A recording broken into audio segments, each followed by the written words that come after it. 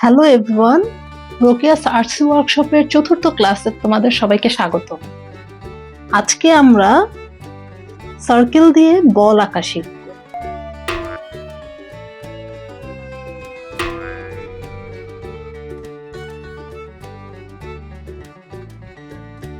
Circle কিভাবে আঁকতে হবে সেটা মনে আছে তো? প্রথমে আমরা হাতটিকে গোল গোল করে ঘুরিয়ে পেন্সিলের সাহায্যে অনেকগুলো দাগের মাধ্যমে একটি সার্কেল তৈরি করব। আমরা যখন একটি সার্কেল পেয়ে যাব তখন অতিরিক্ত দাগগুলো মুছে দিব, নয়তোবা যখন আমরা কালার করব তখন রংগুলো কালো বা অপরিষ্কার দেখাতে পারে। তো আমরা একটি সার্কেল রেখে বাকি দাগগুলো সুন্দর মতো মুছে দিব। তারপর আমরা সার্কেলটি ঠিক একটু উপরের দিকে আরেকটি ছোট্ট সার্কেল এঁকে নিব। এই ছোট সার্কেলের উপরের দিক থেকে বড় সার্কেলের উপরের দিকে একটি দাগ দিব। তারপর ছোট সার্কেলের নিচের দিক থেকে বড় সার্কেলের নিচের দিকে আমরা কিছুটা এ শেপ করে দুটো দাগ কেটে দেব। ছোট সার্কেলের যেখান থেকে আমরা দাগগুলো দিচ্ছি তার সবগুলোর মাঝে অবশ্যই ফাঁকা জায়গা থাকবে। এরপর নিচের আর উপরের দাগের মাঝে যে ফাঁকা জায়গাটি থাকে সেখানে একটি দাগ কেটে নিব, আর ঠিক ডান পাশেও সেভাবেই আমরা আরেকটি দাগ কেটে নেব। খেয়াল রাখতে হবে দাগগুলো যেন একটি পয়েন্ট থেকে না, টোটাল 5টি পয়েন্ট থেকে দাগগুলো শুরু হয়। এই পুরো বড় সার্কেলটি 5টি ভাগে ভাগ করা হয়েছে। আমরা এই 5টি ভাগে আমাদের ইচ্ছে মতো 5টি রং করব। এই বলটিকে সাধারণত বিচ বল বলা হয়, সেটা অনেক কালারফুল হয়। আর এই বিচ বল দিয়ে আসলে সমুদ্র সৈকতে এক একজন খেলাধুলা করে। অনেক স্কুলের সিলেবাসগুলোতে এই বিচ বলটাকে আঁকতে দেওয়া হয়ে থাকে। বিচ বলগুলো সাধারণত বিভিন্ন রঙের হয়ে থাকে, তো আমরা আসলে যে কোনো 5 থেকে 6টি রং ব্যবহার করে আমরা এই বিচ বলটি কালার করব।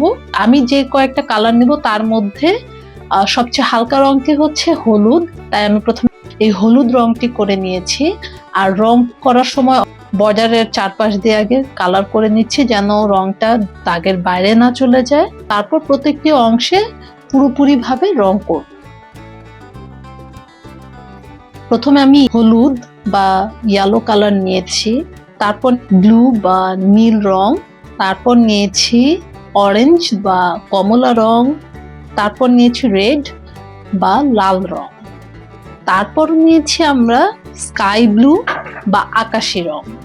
আমি আগেই বলেছি যে রংগুলো হালকা, যেমন হলুদ, আকাশি, তারপর অরেঞ্জ, এইভাবে আমরা আস্তে আস্তে রংগুলো করে নিব। আমরা হলুদের পর আকাশি রংটি ব্যবহার করেছি। আকাশি রংটি উপর থেকে নিচের দিকে আমরা একইভাবে লেফট রাইট বা ডান বাম করেই উপর থেকে নিচ পর্যন্ত নেমেছি। এই আকাশি রঙের পর আমরা করব নীল রংটি। নীল রংটিও আমরা প্রথমে বর্ডার করে নিয়েছিলাম, এখন নীল রঙের যে অংশটুকু ছিল সেটা আমরা পুরোপুরি রং করে নিয়েছি। এরপর আমরা করব কমলা রংটিও আমরা প্রথমে বর্ডার করে নিয়েছি। যে যে রং তোমরা ব্যবহার করতে চাও সেটা প্রথমে আমার মতো এভাবে বর্ডার করে নিতে পারো, নয়তো আস্তে আস্তে তুমি একটার পর একটাও করতে পারো। অরেঞ্জের পর আমরা শুরু করছি রেড কালার। দেখো আমি তোমাদের বলেছি লেফট রাইট করে কালার করতে পারো, আদারওয়াইজ আপ অ্যান্ড ডাউন। এই যে আমি রেড কালারটি করছি, এটা হচ্ছে উপর আর নিচে আমি কালারটা মুভ করছি, আপ অ্যান্ড ডাউন এরকম করে। সো তোমরা এই দুই ভাবে আসলে কালারটা ব্যবহার করতে পারো, left right otherwise up and down. তোমাদের হাতটা যেভাবে মুভ করতে তোমাদের সুবিধা হয় ঠিক সেভাবে তোমরা কালারটি ঘষে ঘষে রং করবে। আর অবশ্যই খেয়াল রাখবে রঙের মাঝে যেন কোনো প্রকার সাদা অংশ না থাকে। রেড কালারটি আমি আপ অ্যান্ড ডাউন করেই কালারটা করছি, কিন্তু আমি যখনই কালার করছি তখন অবশ্যই খেয়াল রাখছি যে কোথাও যেন আমাদের সাদা অংশ না থেকে যায়। তো আমাদের মাঝখানে যে ছোট গোলটি ছিল সেখানে আমরা সবুজ রংটি করছি। সবুজ বা হালকা সবুজ যে কোনো কালারই করতে পারো। আমি সবুজটি ব্যবহার করছি। এতটুকু হচ্ছে যারা একদমই বেসিক কালার আর ড্রয়িং করবে তাদের জন্য। যারা আর কি গোলটাতে আরেকটু কালার শেড আনতে চাও, পরবর্তী স্টেপটুকু শুধু তাদের জন্য। যারা প্রথমেই বলাচ্ছ তাদের এই স্টেপটুকু স্কিপ করলেও হবে। আমরা শেড করার সময় অবশ্যই যে কালারটি ব্যবহার করছি সেটা যে কোনো একদিকে ডার্ক রাখবো আর আরেকদিকে লাইট রাখবো। যেমন এই যে আমি রেডটা করেছি, রেডের চারপাশ দিয়ে আমি ডার্ক রেখে মাঝখানে একটু হোয়াইট স্পেস রাখছি। এরকম করলে একটু কালারের মধ্যে ভ্যারিয়েশন আনা যায় আর একটি শেড তৈরি হয়। এমন করে আমরা বাকি অংশগুলোতেও রংগুলো এভাবে ঘষবো। যে কোনো একদিকে একটু বেশি করে কালার ঘষবো আর একদিকটা বেশি কালার ঘষবো না। ধরো আমি এখানে লালের নিচের দিকটায় জোরে জোরে কালার ঘষেছি আর একটু ডার্ক রেখেছি, আর উপরের দিকে যে অংশে একটু আলো দেখাতে চাচ্ছে আমি সেই জায়গাটা রংটা করছি না।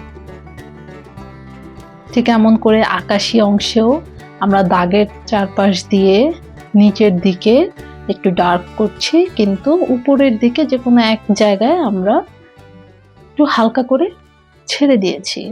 আমি বোঝাতে চেয়েছি ওই জায়গাটায় আলো পড়ছে। এভাবেই তোমরা একই কালার দিয়ে একটু হালকা করে বা একটু গাঢ় করে কালার করলেই লাইট আর ডার্ক শেডটা চলে আসবে।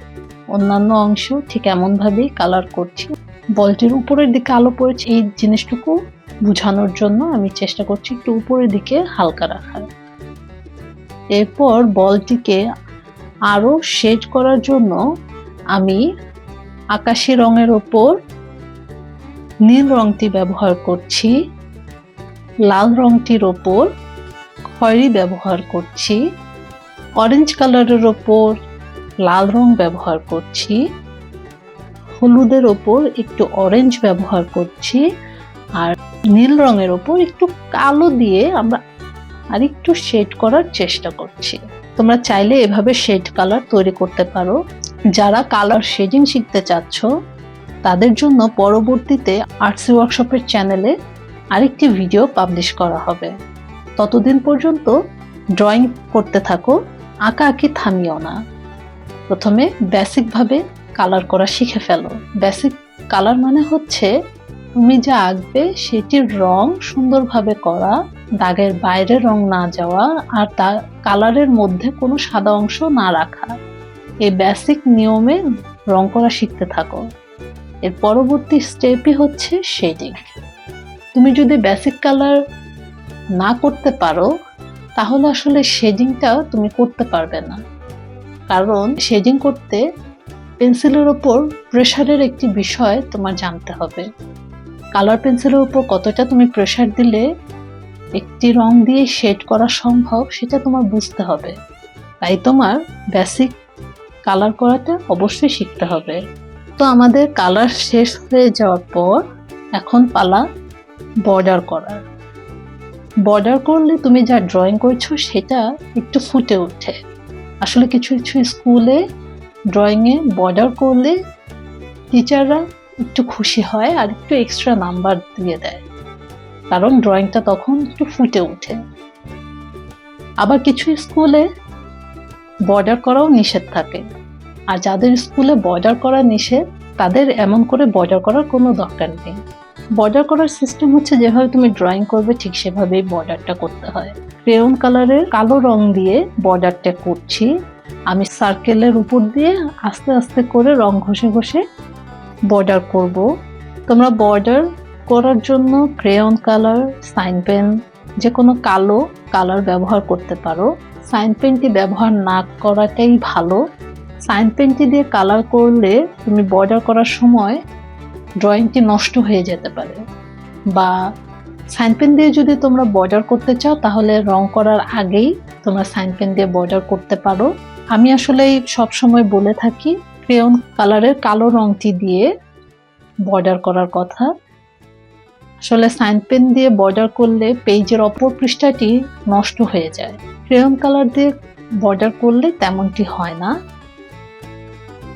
তো বর্ডার করার সময় অবশ্যই সময় নিয়ে আস্তে আস্তে বর্ডার করব, যেন বর্ডার করতে গিয়ে আমাদের ড্রয়িংটি নষ্ট না হয়ে যায়। আর তোমরা যদি তোমাদের ড্রয়িং আমাকে দেখাতে চাও, তোমরা রোকেয়াস আর্টস ওয়ার্কশপের ফেসবুক বা ইনস্টাগ্রামে মেসেঞ্জার পেজে গিয়ে আমাকে পাঠাতে পারো। আমি অবশ্যই তা দেখে তোমাদের জানাবো কেমন এঁকেছো তুমি। আমরা পরবর্তী ভিডিওগুলোতে আরো কয়েক ধরনের বল আঁকা শিখবো, যা আঁকতে আমাদের সার্কেল আঁকা শিখতে হবে। তোমরা যদি কেউ না জানো কিভাবে সার্কেল আঁকতে হয়, তাহলে আমার গত ভিডিওটি দেখে আসতে পারো। সেখানে আমি ফ্রি হ্যান্ডে সার্কেল আঁকার কিছু টেকনিক জানিয়ে দিয়েছি। তোমাদের সবাইকে আমন্ত্রণ রইল পরবর্তী ভিডিও দেখার জন্য। ভিডিওটির ভালো মন্দ সকল অনুভূতি লাইক, শেয়ার, কমেন্টের মাধ্যমে জানাতে ভুলবে না কিন্তু। আর এই যাত্রার নতুন নতুন সব ভিডিও পেতে আজই সাবস্ক্রাইব করে ফেলো।